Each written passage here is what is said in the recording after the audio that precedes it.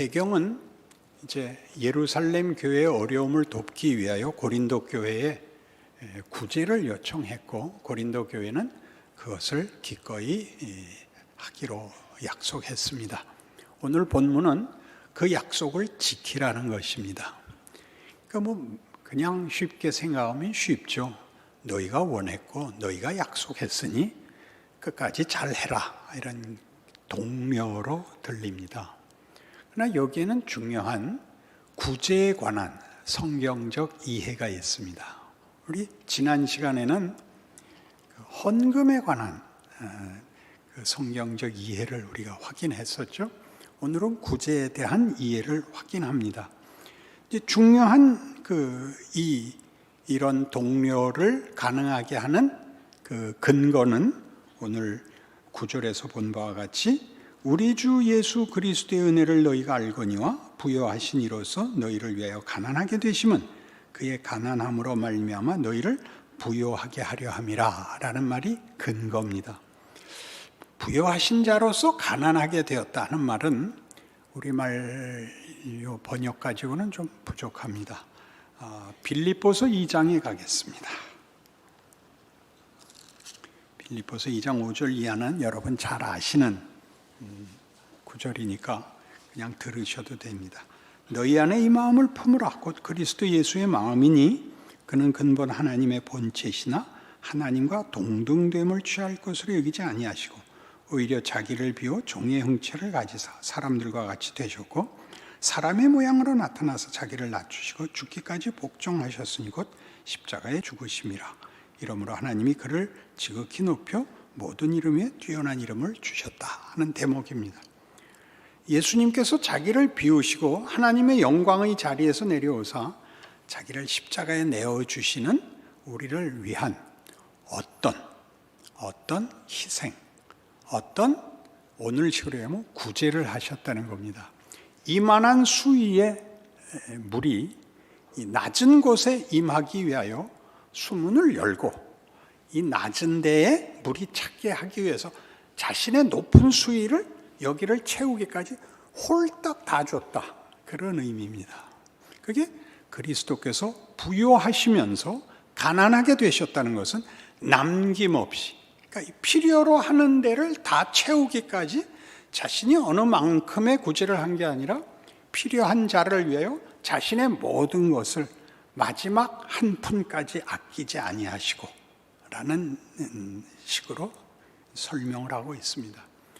이 구제하는 것, 나누는 것, 자신이 넉넉한 것으로 부족한 자를 채우는 것, 이것은 윤리적이거나 종교적 실천을 요구하려고 나오는 게 아니라 십자가의 정신이 무엇이며 하나님이 우리를 구원하시고 우리의 하나님이 되시고 우리를 구원받은 백성으로 어떤 대접을 하시는가 하는 하나님의 정체성과 하나님이 우리에게 허락하시는 구원의 기독교적 이해를 충분히 가르치는 본문이 됩니다.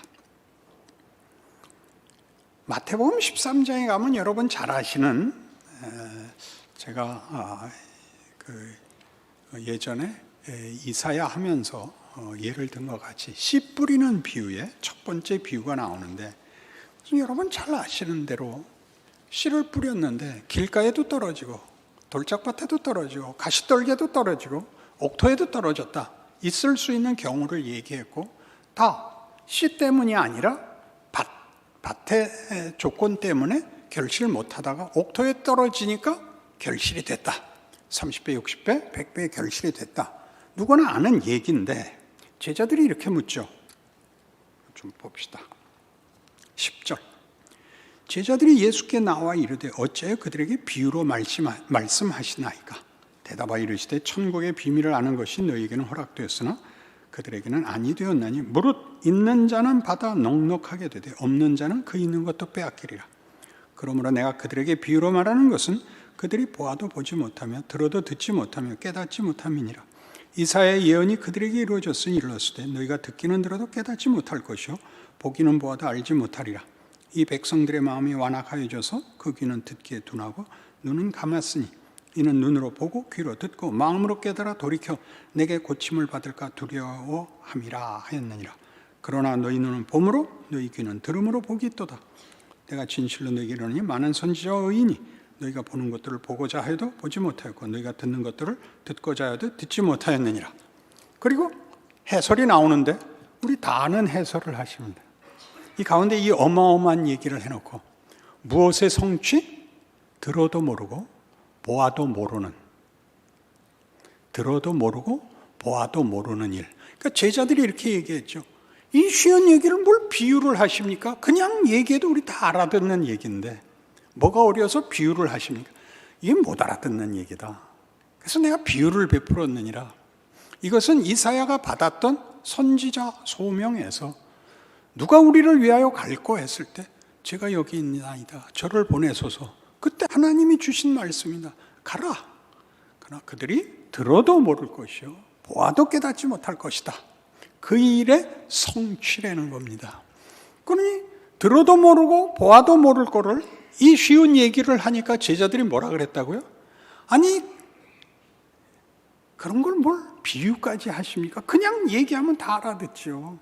너희 돌짝밭이 되지 마라. 너희 완악하지 마라. 순종해라. 순종했더니 이렇게 많은 결실을 했다. 그 얘기 아닙니까? 아니라는 거죠. 그럼 여기에 어떤 비밀이 있는 거죠?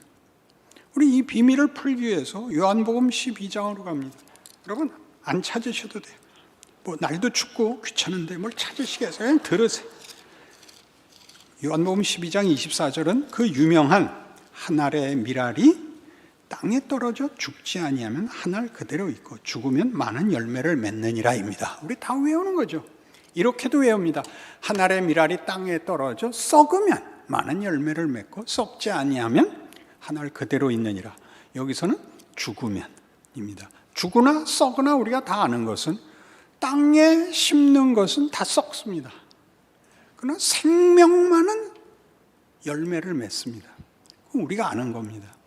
그러니까 땅에다 묻을 때는 마치 버리는 것 같은 거죠. 제 표현을 그때도 이렇게 썼던 기억이 나는데 땅은 삼켰다 그러고 하나님은 심었다 그런다. 그렇게 말씀드렸죠. 이 씨가 자기 생명력으로 꽃을 피우고 열매를 맺는 것이지 땅이 결단코 생명을 만들지 못합니다. 그러나 오늘 우리 비유에서 씨 뿌리는 비유에서 본 바와 같이 나쁜 땅이면 생명이 공급을 받지 못하고 열매를 맺을 자양분을 받지 못해서 결실하지 못하고 옥토면 그 결실을 한다는 것은 우리도 압니다. 그러니까 둘이 지금 기가 막히게 둘이 묶여져서 우리가 들어도 모르고 봐도 모를 얘기가 돼버린 겁니다. 성경이 하고 싶은 얘기는 돌짝밭이 생명을 키우지 못하는 것과 그러니까 돌짝밭은 생명이 있다 없다의 책임을 질 수 있느냐. 옥토는 옥토라서 씨가 결실을 많이 하는 건 사실이지만 그럼 옥토가 생명을 창조하는 거냐. 그래서 옥토도 길가나 돌짝밭하고 다를 게 없죠. 심지 않은 것을 만들 수는 없죠. 심으로 오는 거죠. 우리는 다 옥토라도 좋습니다. 옥토라 그러면 우리는 도덕성이 있고 상식이 있고 성실하고를 옥토라고 할 수 있습니다. 말 안 듣고 그런 것들은 길가거나 돌짝밭일 수 있죠. 밤낮 미운 소리나 하면 가시떨기 나무겠죠. 모두가 생명을 생산할 수 없는 데서는 동일합니다. 우리 모두가 죄인이라는 말을 하는 이유가 거기 있습니다. 우리는 생명을 생산할 수 없습니다. 생명의 결실을 할 수가 없습니다. 거기에 예수께서 오셔서 한 알의 밀알이 땅에 떨어져 죽음으로 결실을 한다는 겁니다. 죽어야 되는데 썩어야 되는데 하나님이 이 씨에 열매를 맺음으로 땅에게 어떤 이름을 준다고요? 꽃이 핌으로써 코스모스가 피면 밭 이름이 코스모스 밭이 되고 장미가 피면 장미밭이 됨으로써 예수께서 오셔서 당신의 생명으로 만드신 열매를 인하여 그가 오신 곳, 그가 담긴 곳이 생명을 명예를, 영광을 얻게 되는 겁니다. 무슨 땅이 좋은 것 같이 얘기하지 말고 예수께서 죄인들 속에 오셔서 우리 가운데에서 열매를 맺으시자 우리 전체가 예수 그리스도의 자녀라는 이름을 갖게 되었다라고 얘기합니다. 자, 그러니까 구제라는 건 뭐냐 하면 이걸 도우면 열매를 맺을 만한 옥토냐, 성의가 있느냐, 가능성이 있느냐의 문제가 아니라 모든 필요한 곳에 뛰어 들어가는 것이 구제다 이겁니다. 조금만 알아듣는 표정을 지어주셔야 돼요. 예수님께서 그렇게 오셨듯이 우리가 아직 죄인 되었을 때 그리스도께서 우리에게 오사 죽으셨듯이, 죽었다가 이거 아니에요. 그죠? 우리 속에 파묻혔죠. 우리 안에 삼켜졌죠. 근데 그분이 살아내시는 바람에 마치 우리가 그를 살려낸 것 같이 그의 이름으로 불리게 됐다고요. 이 기독교가 하고 싶은 얘기예요. 그 구제란 뭐냐? 신앙생활이란 뭐냐? 너를 돕거나 너를 알거나 너에게 어떤 힘이 되는 데에 가서 내 어떤 복음과 진리와 저들의 열성이 합력하여 열매를 만들어내는 일이 아니라 너 보내진 데 가라 이겁니다. 씨를 뿌린 데 가라 이겁니다. 열매를 내가 맺은 것까지 너희 안에 열매를 만들 것이다. 그러면 저들은 아무것도 하지 않았는데도 네가 들어가 열매를 맺으면 저들에게 어떤 이름이 주어진다? 하나님의 자녀라는 이름이 주어진다. 그렇게 말하는 것입니다. 왜 이것이 오늘 구제 문제에 필요하냐면 우리는 구제를 할 만한 것, 베풀 만한 대상으로 생각하고 있는데 반하여 하나님은 하나님이 보낸 데 가라는 겁니다. 돌짝밭에 가라. 가시떨기에 가라. 내가 너를 부활 생명을 가진 자로서 그들 앞에 열매를 보이면 네가 던져진 그 땅이 옥토라는 이름을 가질 것이다. 이렇게 보냄을 받는 거죠. 그러니 여러분의 신앙생활이 외적 조건과 외적 기대와 손을 잡는 것이 아니라 오직 하나님이 예수를 보내신 것과 같은 방법으로 보내줘서 우리 밤낮 불만하는 것, 내가 진심이 있는데 하나님 나한테 기회를 안 주십니다. 내가 열심히 있는데 못 알아듣습니다. 이런 것들과 상관없다. 뭐라고 진단이 나왔죠? 마태복음 13장에 이렇게 얘기했다는 거죠. 그러므로 내가 그들에게 비유로 말하는 것은 이거 아니에요. 12절 무릇 있는 자는 받아 넉넉하게 되되 없는 자는 그 있는 것도 빼앗기리라.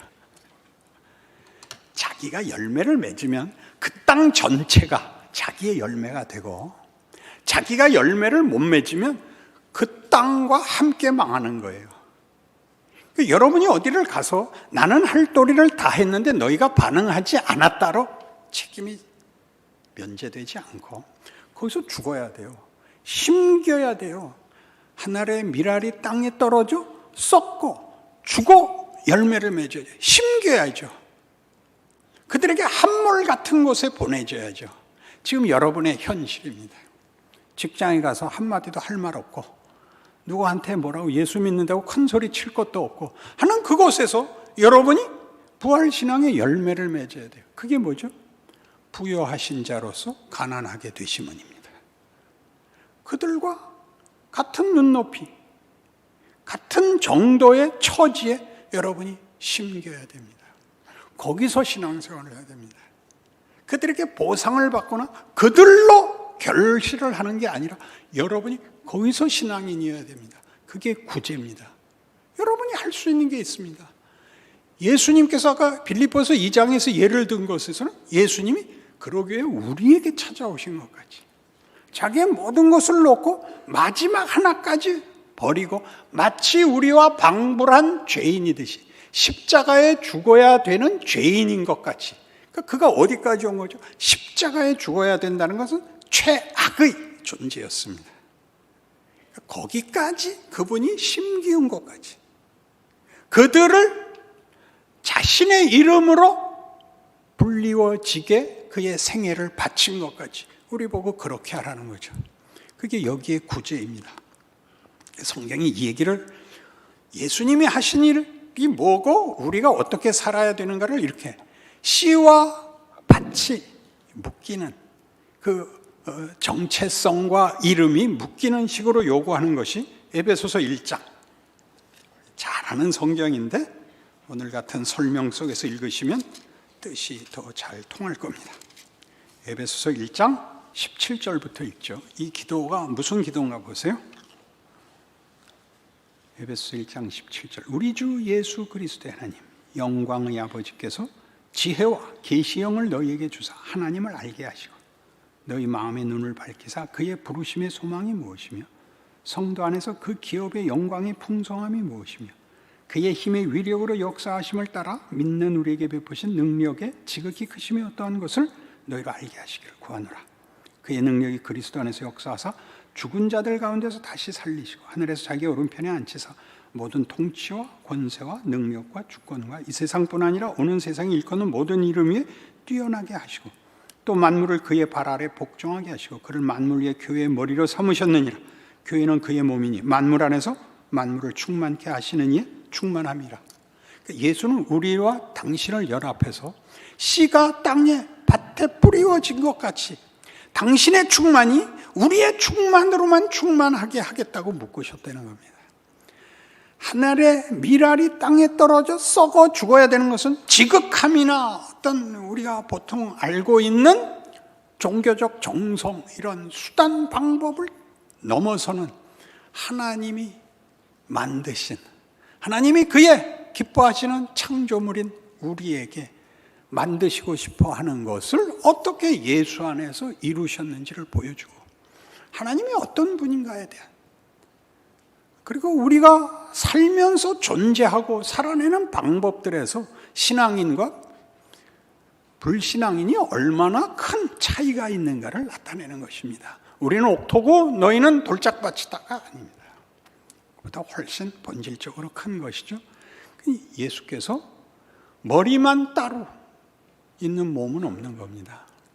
우리 몸은 그 머리가 우두머리일지라도 한 사람의 존재와 정체는 머리와 몸이 함께 가야 되고 균형과 모든 유익에서 필요해서 그리고 명예에서 함께 갑니다. 그것이 에베소서엔 계속 반복적으로 나타나서 3장 가시면 14절 이러므로 내가 하늘과 땅에 있는 각 족속에게 이름을 주신 아버지 앞에 무릎을 꿇고 비노니 그의 영광의 풍성함을 따라 그의 성령으로 말미암아 너희 속사람을 능력으로 강건하게 하시오며 믿음으로 말미암아 그리스도께서 너희 마음에 계시게 하시옵고 너희가 사랑 가운데서 뿌리가 박히고 터가 굳어져서 너희 모든 성도와 함께 지식에 넘치는 그리스도의 사랑을 알고 그 너비와 길이와 높이와 깊이가 어떠함을 깨달아 하나님의 모든 충만하신 것으로 너희에게 충만하게 하시기를 구하노라. 하나님의 충만함이 우리에게 어떻게 들어왔죠?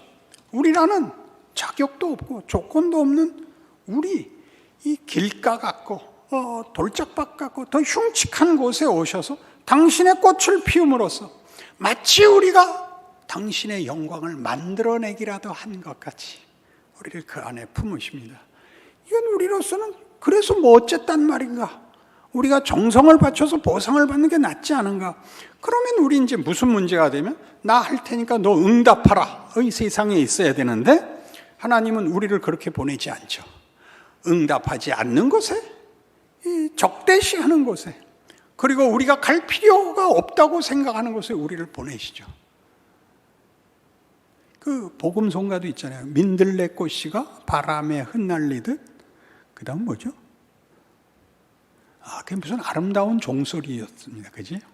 그렇게 우리가 보내줘서 지금 여러분이 불만인 여러분의 현실이 예수 그리스도의 성육신이요 십자가라는 사실을 깨우치게 되는 것입니다.